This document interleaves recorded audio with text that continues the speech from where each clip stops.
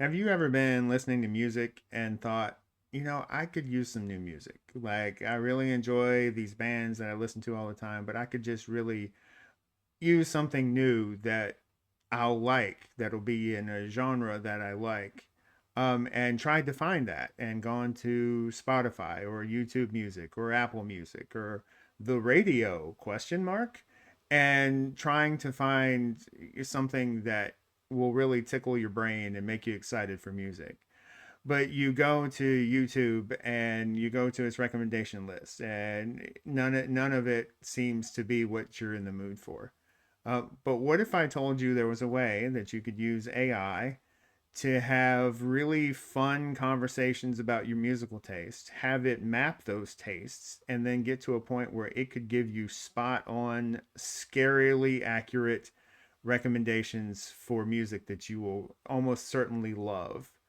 Well, the good news is that that is what today's edition of AI Panic is all about. So, the first thing I do anytime I'm starting any kind of chat is I give it context.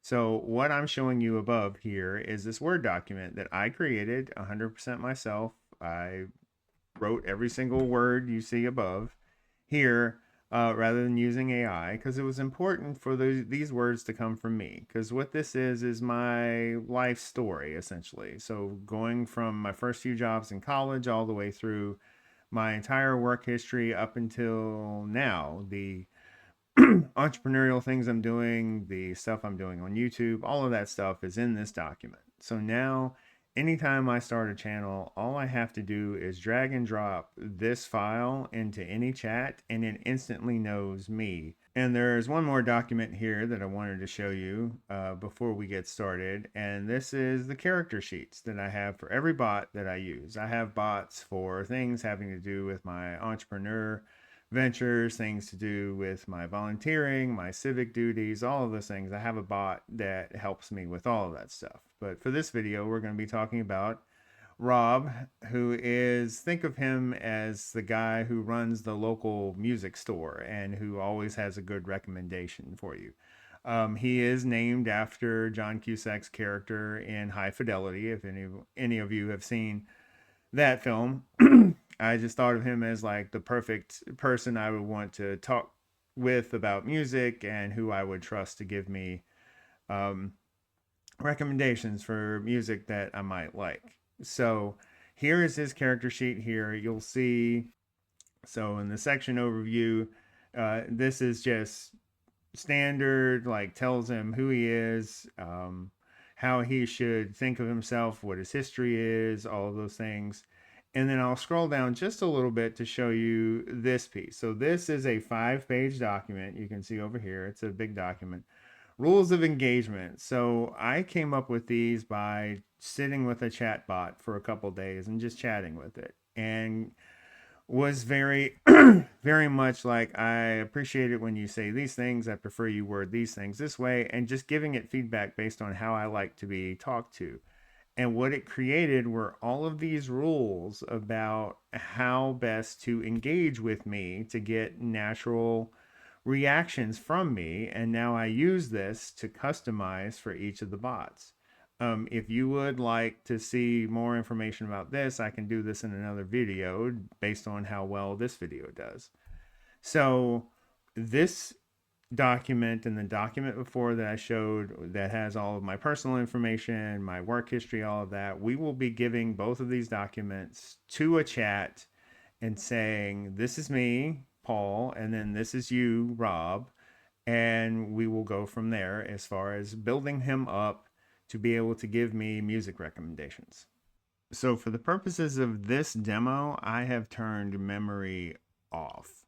With memory turned on, it's going to know that I have other chats where I talk about music, and it's going to bring in that knowledge into the new chat that we create. But since I want to show you guys what this looks like starting out, we need to disable that. And how you do that is you go down here to where your account is and click on personalization eventually, maybe, and then scroll down to manage, and you'll see I have under memory, I have reference save memories and reference record history both turned off. Normally I do keep it on just because when I'm talking to my other bots, it kind of makes sense for them to, make reference to things and what have you. But for the purposes of this demo, these are turned off. I just wanted to make sure that you understood that as we go through this. So we'll start a new chat, and then we will grab first that document that is my work history. We'll grab that in here first, and we will say, "Hi, this is me." And then we will let it internalize it. Say, "Yep, I see you. Read your whole story," which honestly feels like a movie, slow burn, blah, blah, blah. So it's internalizing all the information in the document. And so it's like has the context of me, my personality, how I write, what I've been through in my life. It has all of that instantly. And then next is we'll grab that character sheet for Rob that has his personality as a record store owner, and then his history, and then also those cues that we talked about how to talk to me. And you'll notice something once we have this loaded. So hi, so not hi, this is you. I will be asking you to make music recommendations for me. And so now we will let it load that, and then it will say, now see here, it immediately refers to itself as Rob. So that's in the character sheets. I say every time you're speaking for Rob, I want you to have his name with a colon afterwards, so I know that I'm speaking to him, and it helps create the illusion that I'm actually talking to a person as opposed to a bot. And you'll see here it's immediately trying to assume what I want it to do.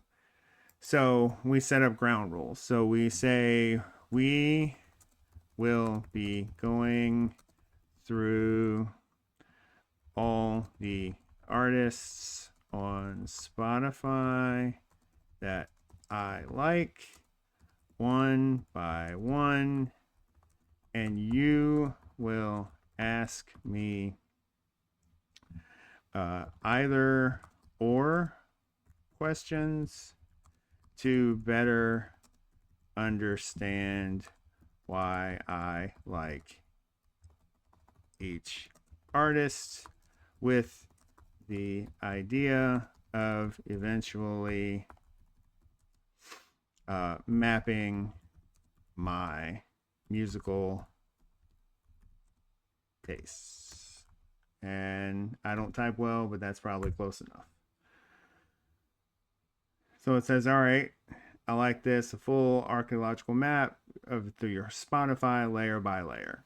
And so I have another chat. If you see to the left over here, you'll see this Rob. This is my actual Rob music where I did all of this. And I actually got a map of my musical taste that I now use for these chats to give me recommendations. But just to give you an idea what this looks like, so I actually had a file. So I went into Spotify, and there's no real good way to Control-C, Control-V a list. So I actually went through and I had like 200 artists that I follow, and I actually hand typed each one, like 200, a list of 200 that I had in Excel. And then I gave it to this version, a version of Rob, and then we went through each one. But so we will start with ABBA. And you can do it this way too. But again, if you give it an Excel, it's fine. But so we'll just start this way with ABBA. And then it will say, okay, good starting point. So when you go to ABBA, is it more the melodies that hit your dopamine button, or the emotional undercurrent hiding under all that sparkle? And so of those, I will say B. And then it says, okay, and then it continues to ask me, okay, so Winner Takes It All or Chiquita and Fernando, this is easy. Winner Takes It all the time. So it is starting to map out what I like, what I don't like in a real nuanced way. So why I use this as opposed to just Spotify recommendations, because with Spotify, you give it a thumbs up or a thumbs down and that's it for like an entire artist, right? So yes, I like 𝗙ǐ𝗶 or I don't like 𝗙ǐ𝗶, and I bring her up specifically because most of her music is not the type of music that I like. However, she did do an album called LP1, which is all blues rock, and I love blues rock, so I love that album. So in Spotify, I have said thumbs up to 𝗙ǐ𝗶, though most of her catalog is not what I would listen to, but LP1 is. Whereas with this system, I'm able to, and when I did this with 𝗙ǐ𝗶, it said, oh, so do you like, and I was like, immediately, I was like, no, I just like LP1. I like the blues rock. I don't like any of the other stuff. And it was able to build that in to the matrix. Speaking of the matrix, here it is. So this is the result of me going in a chat similar to the one that I was demoing to you guys through each one of those 200 artists and going through and answering those binary questions. Do you like this artist because of this, or do you like this artist because of that? And with all of that data, I asked for a data map of my musical taste. And let me tell you, don't do this unless you want the answer, because it is crazy. So we'll go through and you'll see here. So it's identified my core lanes, grunge and grit. So all that early 90s grunge, that was definitely me. There was a lot of flannel in my closet. These are facts. And then contralto power and blues growl. So contralto is low register for female voices, and I do tend to like that. It talks about the metal that I like, metal bands that are fronted by women. And then it gets into my blue psych blues swagger and talks about those artists. And then I do have a metal edge to me, and it talks about the types of metal that I do like. Same thing with southern and blues rock, and then some of the more funky, weird ripples of my my musical taste. But it's all right here in black and white, literally. And so now with this document, I have a not perfect, but frighteningly scary version of what I like and what I don't like. And so what we can do once we have that is we can go into back to ChatGPT. So rather than going through all of this with him, because I've already done it, so now I can say I actually have a map of my tastes right here that a previous version of you helped me create. And so now I'll take that document, which is called Paul's Taste as of October 2025, and then I will give it this. And this is the holy grail. This is what you do, because this took a couple of nights to go through every single 200 artists answering questions and all of that. But this is what you do this to. So now it has my musical DNA. And now it's still trying to do the thing. So it's still asking me questions because we didn't tell it to stop. So no need for more questions. Now you have what you need to recommend music for me.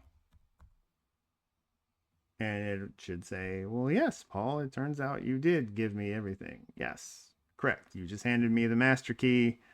So it now understands like all the things that I like and blah, blah, blah. So this is, you do all this to now be able, and then this is the really cool trick that it can do once it does all the things. So now I would like a song that I don't know that, okay, oh yeah, don't know by an artist I don't know that you think I would like.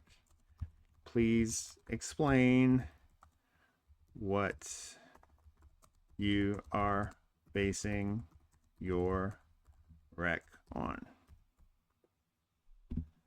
And this is where the magic happens. So it says Heavy Like a Witch by All Them Witches. Pretty sure you don't know this band. If you do, I'll eat my metaphorical hoodie. So you love this. So why I'm picking it for you, because it's got that psych blues swagger. It's got a stomp groove, grit over polish, no gimmicks, no weak parts, just a slow burner that grows fangs as it grows. Tell me if this hits your map or not. So this is amazing. So I won't say it's 100%, but more often than not, it's giving me stuff. Even if it's a band I don't like, usually the song based on what it recommends, I do like. And so now I use this in concert with, of course, go back to my Spotify account. And if I like this band, All of Them Witches, then I put that back in. And then I make sure once I'm done with a music chat to say, okay, based on all of the recommendations I've given you, plus or minus, please update this map. So it's a constant, so that Word document is always updated with its latest understanding of my musical taste. So not only is the result of this really cool, so because I have GPT on my phone, so I can be in my car and just, listening to Spotify and going, I just need some new stuff. And I can just hit Rob and be like, hey, Rob, give me something I don't know. Bang. Or if I'm in a particular mood, I can say, hey, I need something upbeat, but not something that's in my catalog or whatever. And it can give me something. You immediately get that rush that you get, back in the day when you're driving around and listen to the radio and you hear a song that you never heard before. And it really tickles you in a way that makes you excited and wants you to hear more of the band and all that. I have access to that anytime I want now. And I will also say that even though I am asking that you put the work in, like going through answering all those questions and things, it's really fun to talk about music you like. Like, it's really fun to, hey, ask me why I like Pearl Jam. And then I found, give me the either or. I like it for this reason, or I like them for this reason. And picking and then saying, well, I actually really like them because, like, in 1992 and I was in college and I went and saw them and it was amazing and blah, blah, blah. And it's fun to talk about your music. And then you get this amazing data points after that can inform musical decisions for you going forward. It's fantastic. And this is how I use AI. This is a microcosm. I picked the music one because it's really fun, and I'm hoping that you guys will relate to, having this data and why it would be good for your life to be able to have access to more music that you like. But these principles that I also use with my branding bot. I also use with my strategy bot for my LLC. I use these same techniques for all of those. And so if you are interested in more videos like this, please like and subscribe down below, and I'll continue to put out content like this, showing more of the ways that I use these techniques. In any event, I really appreciate your attention, and I hope some of this stuff has you energized for ways that you can use AI that really add quality to your life. As always, I really appreciate you watching, and we will talk soon.